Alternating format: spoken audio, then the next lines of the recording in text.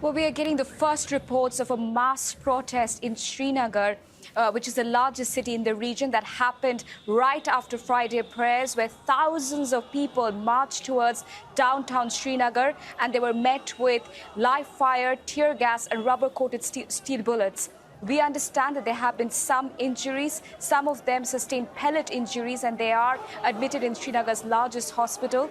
Now, there have been sporadic protests in the last few days, ever since the government of India here in New Delhi decided to revoke Article 370 and strip the region of its economy and divide the region into two separate federally administered territories.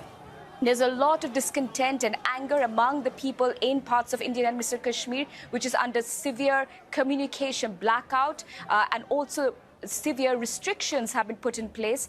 After the protests erupted in Srinagar, the curfew is back in place. It was eased earlier in the day to allow worshippers to go to their neighborhood mosques and offer their prayers. But after that, after these protests, the security restrictions were again put in place across South Kashmir, North Kashmir, and also parts of Srinagar.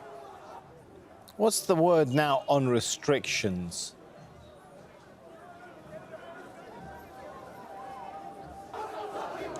Well, Samuel, the restrictions are back in place. Tens of thousands of Indian paramilitary soldiers and police officials from different parts of the country are stationed there to preempt any protests that might happen in different parts of the Indian administered Kashmir. But as we saw today, on Friday, there was a huge protest, the first biggest protest against the government's decision in Srinagar, the largest city of the region.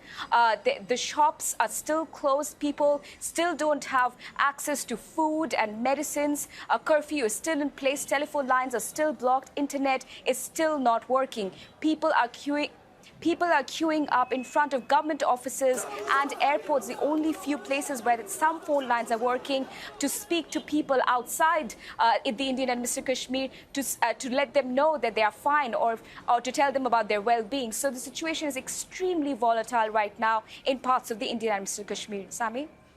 All right, we'll leave it there. Thanks so much, Priyanka Gupta.